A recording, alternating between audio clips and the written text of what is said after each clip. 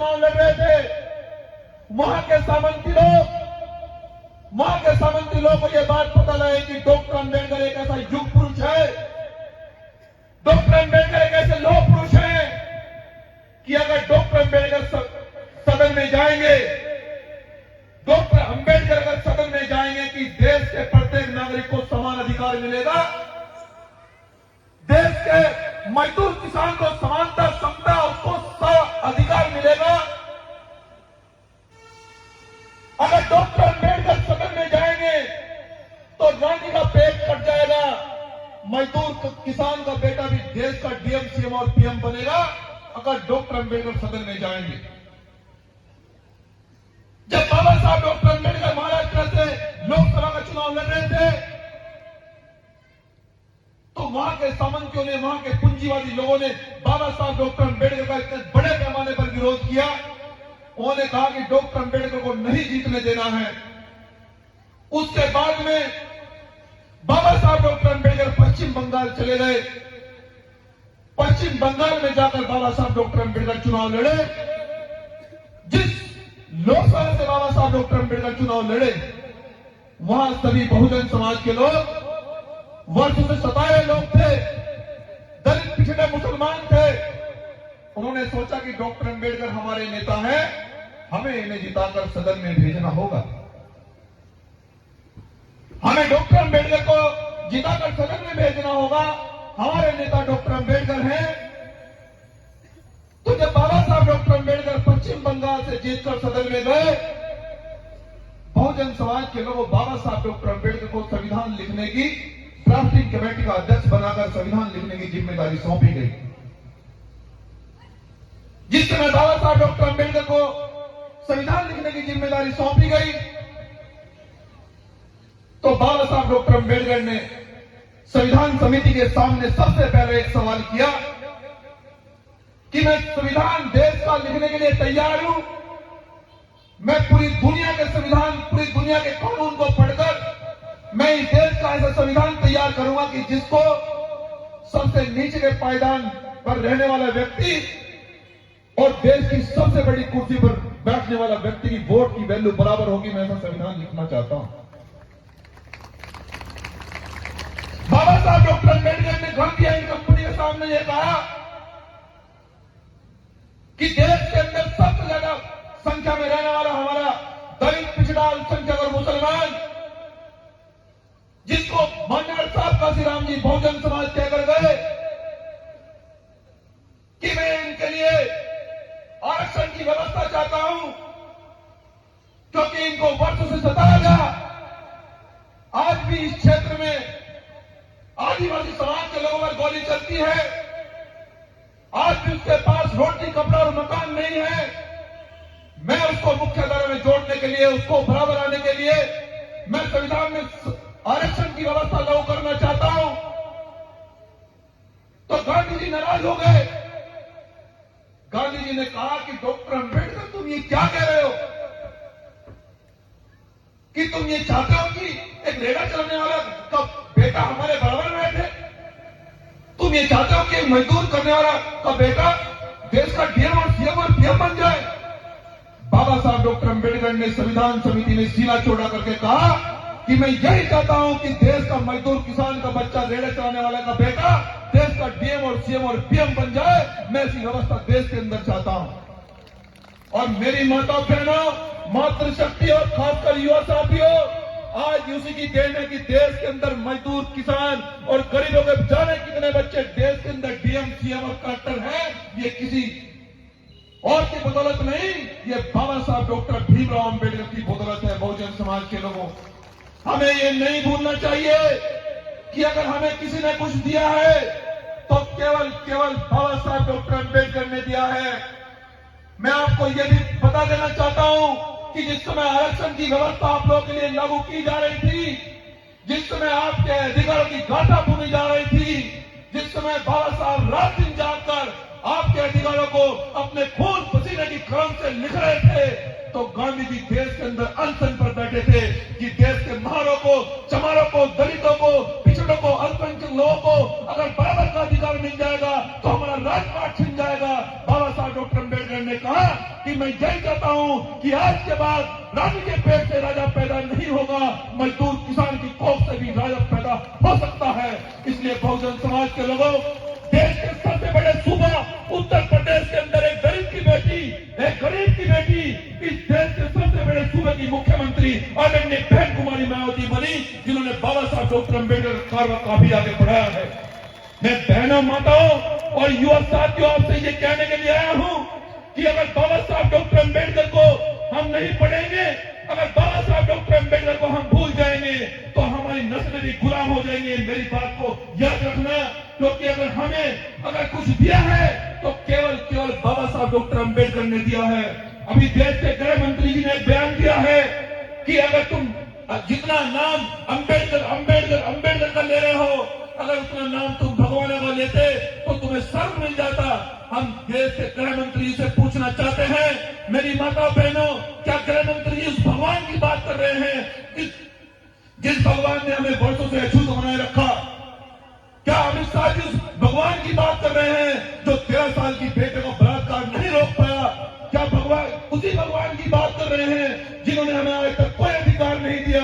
क्या आप उसी भगवान की बात कर रहे हैं? हमारे समाज के दलित, पिछड़े, अल्पसंख्यक, आदिवासी लोगों को आज भी गोले से खून दिया जाता है, न्याय नहीं मिलता है। तो कहां है वो भगवान जो हमें न्याय नहीं दे पा रहा है? कहां है वो भगवान जिसने आज तक हमें कुछ नहीं दिया है? अरे हमारा भगवान तो बाबा साहब डॉक्टर अम्बेडकर ही है, जिसने रानी के पेट की नसबंदी कर दी और एक मजदूर किसान के बेटे को, मजदूरों को बड़ी से बड़ी कुर्सी पर बिठा दिया।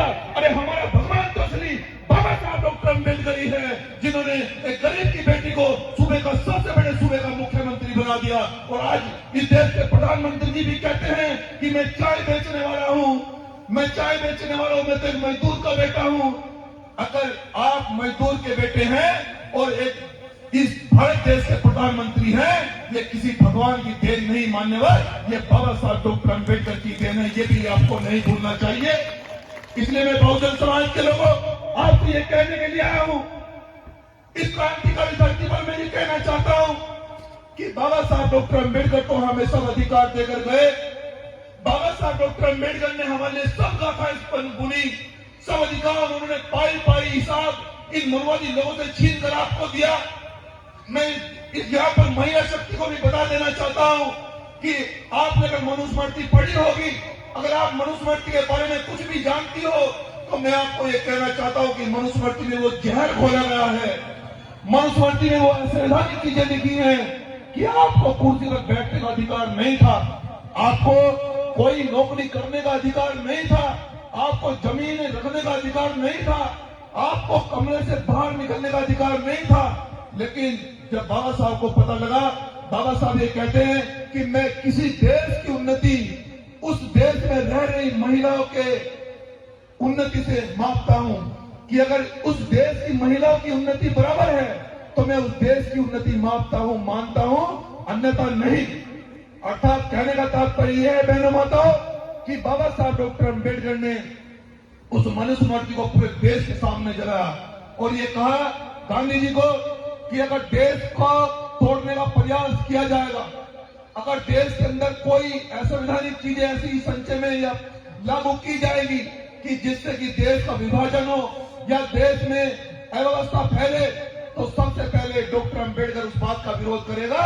और जब बाबा साहब डॉक्टर अम्बेडकर ने मनुस्मृति को जलाया तो बहुत सारे मनुवादियों के पेट में दर्द हुआ, बहुत सारे सामंतियों के पेट में दर्द हुआ, जो लोग बंदूक और गोली के दम पर हमारे ऊपर शासन करते आए हैं, उनके पेट में इतना दर्द हुआ, उन्होंने बाबा साहब डॉक्टर अम्बेडकर की हत्या कराने का भी प्रयास किया था। हमें ये नहीं भूलना चाहिए बहुजन समाज के लोगों।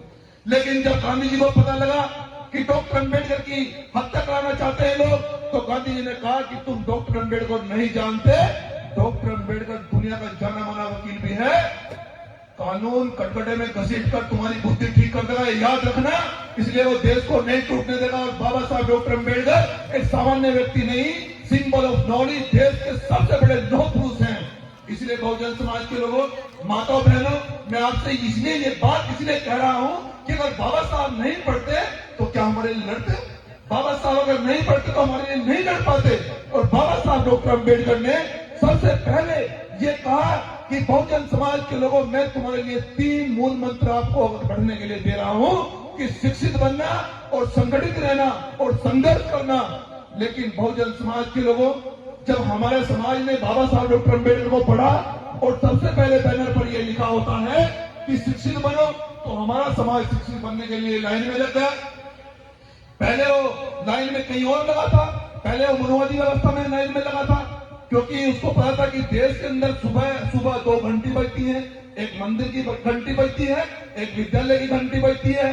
बाबा साहब डॉक्टर अम्बेडकर ने ये कहा कि ये तुम्हें तय करना है कि तुम्हारा उद्धार मंदिर वाली घंटी में जाने से होगा या विद्यालय में जाने से होगा।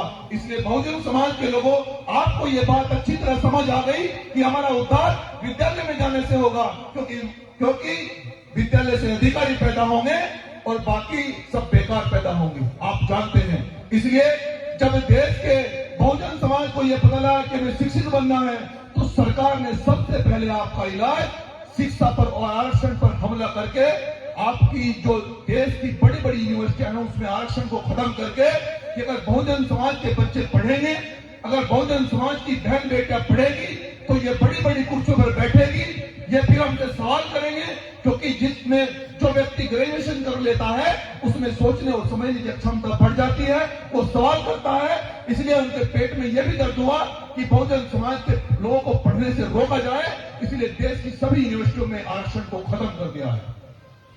लेकिन भीम आर्मी जय भीम संगठन के नेतृत्व में आपके लिए आरक्षण को पुनः लागू कराने के लिए हम लोग देश के अंदर एक बड़ा आंदोलन कर रहे हैं, और वो आंदोलन सभी स्टेटों में जा रहा है, और इस स्टेट में भी बड़े पैमाने पर वो आंदोलन शुरू होने वाला है।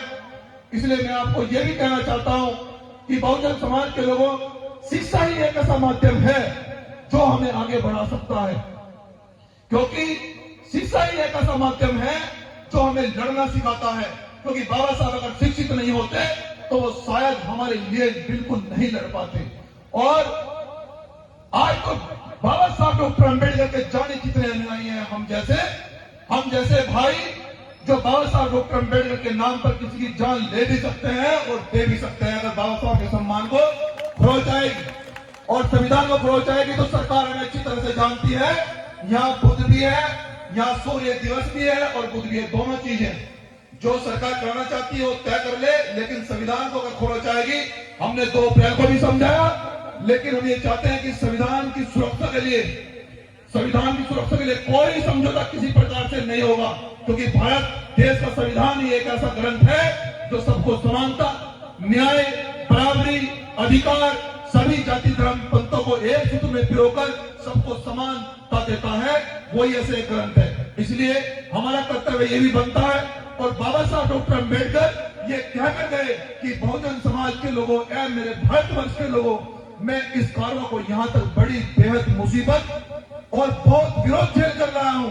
अगर आप इस कारवा को आगे नहीं ले जा सके तो मेरी आपसे एक अपील है कि इसको किसी भी सूरत में पीछे नहीं जाने देना। तो मैं आपसे पूछना चाहता हूँ कि हाथ खड़ा करके बताओ कि क्या बाबा साहब के बच्चे इतने कमजोर हैं कि कोई देश के अंदर बाबा साहब का कारवा पीछे ले जाए? बताओ मुझे हाथ खड़ा करके, बाबा साहब का कारवा पीछे जाने दोगे? बाबा साहब का कारवा पीछे जाने दोगे? और संविधान की सुरक्षा करोगे? संविधान की सुरक्षा करोगे? और मैं एक बात और कहना चाहता हूं मुख्य से आप लोगों से, मेरा आपसे सब बुद्धिजीवी लोगों से, क्योंकि मुझे बहुत अच्छा लगा कि जिस प्रकार से यहाँ पर जनसंख्या में देख रहा हूं और बुद्धिजीवी लोग वर्ग देख रहा हूं, मुझे बहुत अच्छा लग रहा है, खुशी हो रही है कि शायद इस क्रांतिकारी धरती के लोग बाबा साहब के रास्ते पर चलकर वो परिवर्तन करना चाहते हैं। और मैं आपको एक आश्वस्त कर रहा हूं कि इस आंदोलन को मंजीत सिंह नोटियाल अपने खून पसीने से सींचेगा और इस आंदोलन को आगे बढ़ाएगा। लेकिन बस आपसे मैं आपका हाथ मांगने के लिए आया हूं कि बस आप हाथ बढ़ाते रहना। किसी देश में माइके लाल ने इतनी हिम्मत नहीं जो अब इस बाबा साहब डॉक्टर अम्बेडकर के चलाए हुए आंदोलन को रोक ले। इसलिए मैं आपसे कहना चाहता हूं बहनों माताओं कि बाबा साहब डॉक्टर अम्बेडकर ने हमें सब अधिकार दिए। बाबा साहब डॉक्टर अम्बेडकर ने हमें सब अधिकार दिए, ये हम भी जानते हैं, ये आप भी जानते हैं। लेकिन आज भी फिर हमारा जो समाज है वो पिछड़ा क्यों है? ये सवाल है आपसे मेरा कि आज भी हमारा बहुजन समाज पिछड़ा फिर क्यों है, जब सब अधिकार संविधान में हमें दे दिए और संविधान की बदौलत हमारे देश की बड़ी बड़ी कुर्सियों पर हमारे लोग बैठे हैं।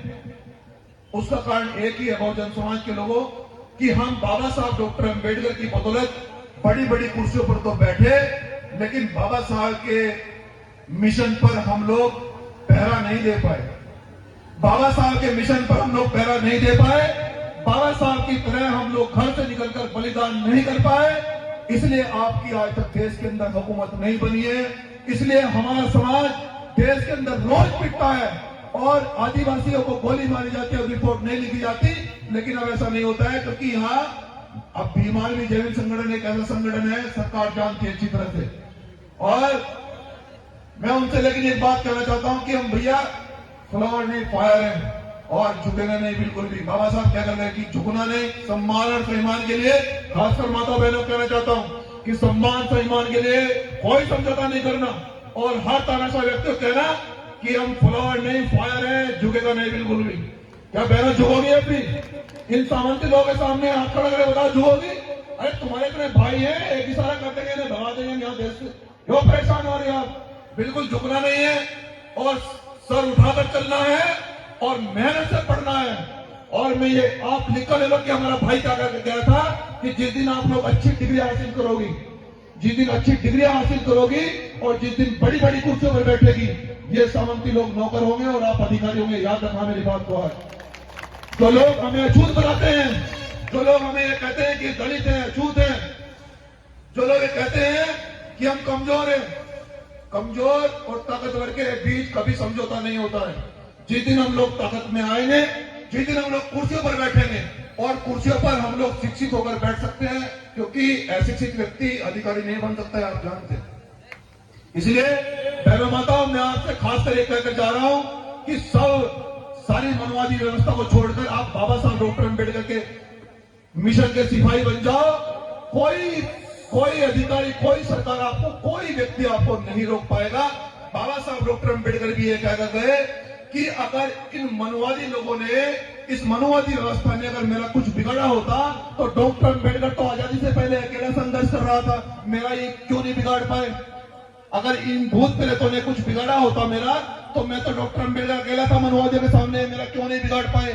लेकिन आज तो लाखों डॉक्टर अंबेडकर की अनुयायी है, तो आज तो क्या हमारा कुछ बिगाड़ सकते हैं? लेकिन हमें बड़े दिमाग से, हमें बड़े शिक्षा को ग्रहण करके बाबा साहब डॉक्टर अंबेडकर के मार्ग पर आगे बढ़ने की जरूरत है। और मैं पूरे विश्वास के साथ कह रहा हूं बहुजन समाज के खासकर युवाओं को कि जिस दिन बहुजन समाज का युवा एक मंच पर आ गया, कोई माइकल आपका शासन आने से देश के अंदर नहीं रोक सकता, किसी की हिम्मत नहीं है। और जब जिस दिन बहुजन समाज एक मंच पर आया, उस दिन बाबा साहब का सपना पूरा हो जाएगा और प्रधानमंत्री आपका होगा। ये आप तय करेंगे कि किसको आरक्षण देना है इस जिले में और इस प्रदेश में, कौन डीजीपी और कौन डीएम और एसपी लगना है, ये मेरे बहुजन समाज के लोग तय करेंगे, न कि मनवादी लोग। लेकिन वो तभी हो पाएगा बहुजन समाज के लोगों कि जब आप लोग एक मंच पर आओगे, बाबा साहब डॉक्टर अंबेडकर के मिशन के पहरेदार बनोगे। इसलिए और मैं आपसे खासकर, मैं आज यहाँ पहली बार आया हूँ इस जिले में, मैं आपसे ये भी आश्वासन दे रहा हूं और पूरे विश्वास के साथ यहाँ की आयोजक कमेटी से कि मैं जो कहता हूं वो करता हूं, मैं ज्यादा उछल कूद नहीं करता हूं। जो ऐसा कोई जिला नहीं जो भीम आर्मी से हिला नहीं। लेकिन मैं आपसे एक बात कहना चाहता हूं कि आपका भाई मंजीत सिंह नौटियाल बाबा साहब डॉक्टर अंबेडकर के सपने को, मैं मरते दम तक इस लड़ाई को लड़ूंगा और कभी, और सरकार में कोई नोट ऐसा तैयार नहीं करे तो मुझे खरीद ले। बहुत कोशिश करी लोगों ने, सभी सरकारों ने बहुत कोशिश करी कि तू एमपी बन जाओ, एमपीएलए बन जाओ। मैंने कहा ये बाबा साहब का बच्चा है, ये मनवादी का बच्चा नहीं है, बाबा साहब का बच्चा है। इसके खून में जो है ना आग है, आग, नीली क्रांति है। याद रखना मेरी बात कि ये झुकेगा नहीं। ये शासक बनाना चाहता है इस बहुजन समाज को। अरे ये एक एमपीएलए नहीं बनना चाहता। ये जो मेरे सामने मेरा समाज खड़ा है, बैठा है, ये जो मेरी माताएं बहनें बैठी है, मेरी लड़ाई इनको सदन में बिठाने की और तुम्हें डीएमएलएसपी बनाने की है, न कि मेरे सांसद बनने की लड़ाई नहीं है। इसलिए और जिस दिन मेरा पूरा बहुजन समाज सदन में होगा, जिस दिन मेरा समाज इस देश के डीएम और सीएम की कुर्सी पर होगा, क्या आपके अधिकार कोई छीन पाएगा? क्या फिर भी कोई आदिवासी पर गोली चला पाएगा? क्या माता बहनों, क्या तुम पर फिर भी अत्याचार कर पाएगा? जो अत्याचार करेगा, जो उंगली उठेगी उंगली तो खींच लेंगे। संविधान में सब अधिकार दिए, क्यों परेशान हो रहे हैं आप लोग? तो इसलिए मैं आयोजक कमेटी से पूरा आश्वस्त और पूरी उम्मीद और पूरे विश्वास दिलाता हूं कि आपका भाई इस मिशन को बड़ी मजबूती से आगे ले जाएगा। मैं आप इस क्षेत्र के और इस जिले के और प्रदेश के लोगों से पूरी उम्मीद करता हूं कि मैं आज आपका हाथ मांगने के लिए आऊं, मैं आपका आज हाथ मांगने के लिए आऊं।